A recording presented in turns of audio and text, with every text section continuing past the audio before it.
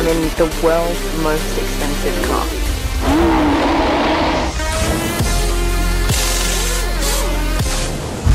It's a Ferrari kind of weekend this weekend, guys, and I've got the California T in my parking spot here, in red, of course. It's a 3.9 litre turbocharged V8. Now that's the same as the 488 GTB, but this one has 100 less horsepower.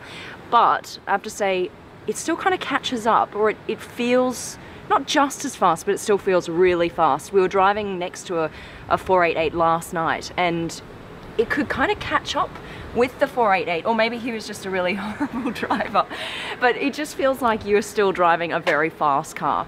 This is one thing I find odd. When you open the car, it feels like you're in a hospital. Listen. Doesn't that remind you of something? I think it could have a nicer, like, opening tone. This is something different you don't get in most Ferraris. Boot space. So you can, you can do the shopping and come home quite comfortably. The other thing is it's a 4-seater. Now there are other 4-seater Ferraris, of course. Switch this around and then you can press the start button. Oh, good song.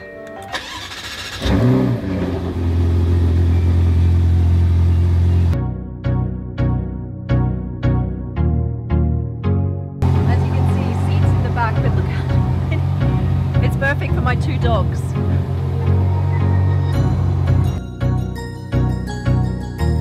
I mean, it is possible. You could sit in here, but not a very long distance. That's good. It's not the comfiest seat, but you know what? It has 4 seats, so if you need it, then... I'm now going to the world's only 7-star hotel, the Burj Al Arab. They've got a massive car display there today. We're going to take you through some of the world's most exclusive and expensive cars. And I thought, what better car to take to the Burj Al Arab than a Ferrari and the California T. It's just classy, you know? You can get away with it anywhere here. This car sounds beautiful. I'm not sure how much of it you can hear, but let me just speed up very briefly. When you change gears, you get this kick every time. This is about 3.6 seconds, 0 to 100. It's still super fast, this car. A car that you can use everywhere.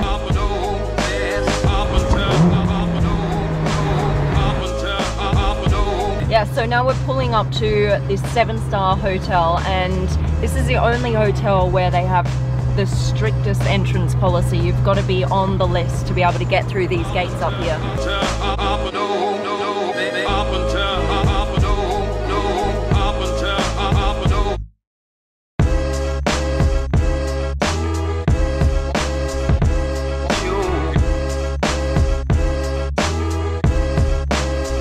Where they got me in between all these McLarens.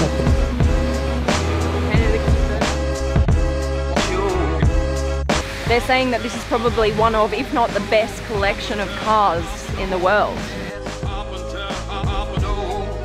This is the first car that you walk in and see, the LaFerrari. I have never seen one this close before. This is kind of exciting. I can't believe I admit that to you, but I mean, look, we've got cars in Dubai and then you got cars, you know, and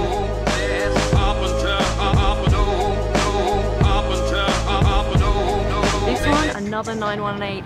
Yesterday we were in, I think it was a grey one, wasn't it? At the supercar event. Now, which one would you have? You know, if you got the pick of the 2, which one would you choose? What stands out more, do you reckon? I know which one I'd have, but I can't tell you. Oh wow.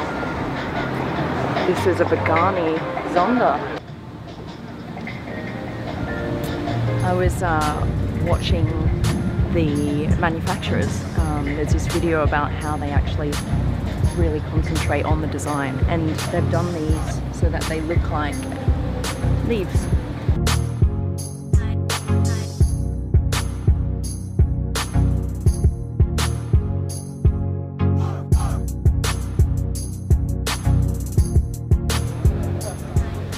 Damien, he's one of the judges. Indeed I am.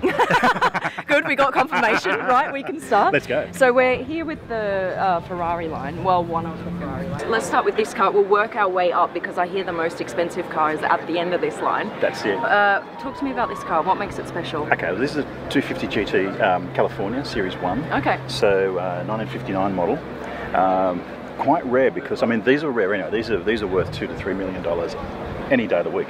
It's missing these panels here, which they normally have. They've normally got grills and slats here. So this is quite rare in terms of this one. So it's a Series 1, adds just a little more value to it. But the California, obviously built for the US market, has always been worth something. This is the car, obviously, they ran in Ferris Bueller, which helps to its cult status going back then. So great to have that here. Beautiful looking car. What makes a classic worth that much money? Okay, we've got classics that are worth a lot more money than 2 or 3 million, but why this car? I mean, there were probably Ferraris built a few years after this. They would also be classics, but why is this worth more? Supply and demand, primarily. Okay. The American distributor, which is was very strong back then, and it was going off the back of the Hollywood movie stars, the 1950s. So they convinced Ferrari to make a different kind of Ferrari, a convertible primarily. And so these cars were made for the American market. How many cars were made? Do you know? These we're probably talking about 2,000. Okay. So how many cars would there be? Just a handful around the world? These Particular ones? Yeah. Okay. There's a lot of replicas. Yeah. Awful lot of replicas, Right. but to find the real thing, incredibly rare. Okay. Yeah, okay, so tell us about this car then. This one, first of all, the price tag, what's hanging off it? Okay, this one, you ready? I don't know. $55 million. $55 million. I think like Diamante's just rubbed off on my fingers or something. It is for sale, so if you know anyone who's up for that, it is the world's most expensive car. Really? Period. This is it? The world's most expensive car, $55 million. Standing behind me, the world's most expensive car. Okay, well, why?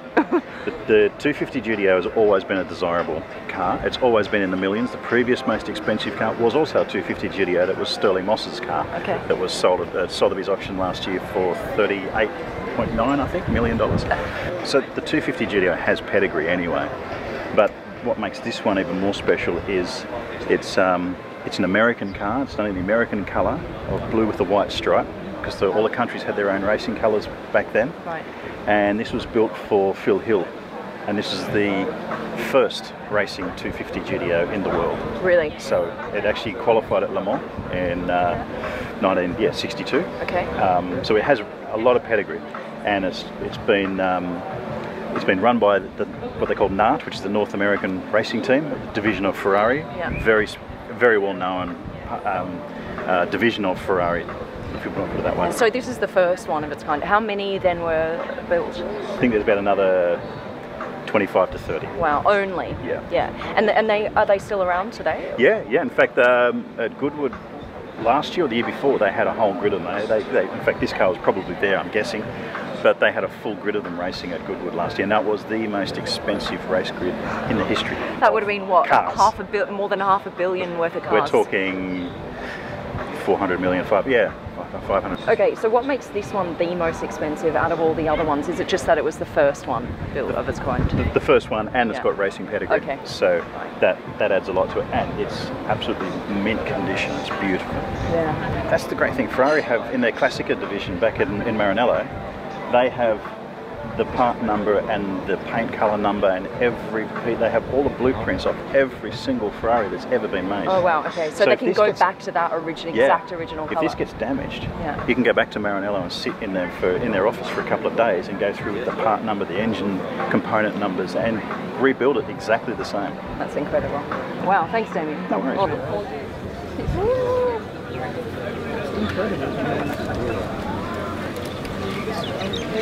This is incredible. So right now I'm in the world's most expensive car. $55 million right here. I've just sat for like 10 minutes. I feel like I owe the owner like $1 million of his time. Wow. I'm here with John, he's the owner of this Ferrari here. You own all of these, right? All of them, yeah, they're all for sale. Will it hurt you a little bit when it goes to someone else? No, it'll make me smile. Yeah, okay, so... And they'll write a check for $55 million for that one. Make me smile too. $16 million for that one, $7 million for the other one, and $8 million for the red one, so yeah, it'd be quite a good day. That'd be a nice day, wouldn't it? So where did you pick these up from? Different owners, you know, and Talocrest is actually the biggest classic Ferrari dealer in the world. Right. We've sold over 1,700 Ferraris, over $1 billion. Wow. Who do you think's going to buy this car? Somebody with a big wallet, but it'll sell. I've already had one offer, but the chap wants to trade like 20 cars plus money. Okay. So I'm going through the cars that he's offered to see where the value stacks up.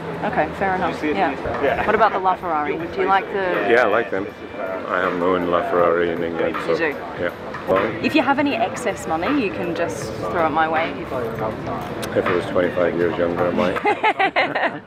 Well, it was worth a try, right? Yeah. Well, it's been a pleasure to meet you, and good luck with the sales. And where are you from? Australia. I got that. Brisbane. Brisbane. Yeah. We're here at the Burj Al Arab, and of course, amongst all the world's most expensive cars, you get the best watches, right? So this one actually stood out because you'll see what's off about it. Where's the 12 on the dial? It's over to the right. And you're saying this is all on purpose. This is a race watch. Yes, exactly. So that watch has actually a natural link with vintage cars. Yeah. It's called the American 1921. It was actually developed, the original of this piece was developed for the American market in the 1920s, for the time when actually cars came up. And the way it is designed is not a mistake. So watchmaking is very precise. So not that it tipped on the side. Yeah. It was precisely done in a way to allow people who had at that time then their hands on the wheel to allow them to read the precise time without taking the hand off the wheel. So this watch is made for driving. You've got your hands on the wheel, 12 o'clock is dead north. It works. As well, at 1 o'clock, normally the crown you would find it at 3 o'clock, to allow the people that even when they drive to wind the watch without taking the hand off. And this is a redesign of the classic, isn't it? Yes, that is a Vacheron Constantin. We have the oldest Swiss watch manufacturer with more than 260 years of uninterrupted history. Yeah. And we always inspire ourselves from the past. So this piece is a new, if you want, rebirth of the piece original from 1921, but the design is very, very close to the original. So when was this designed? When did this come out? This one was first presented, I think, 4 years ago. Okay.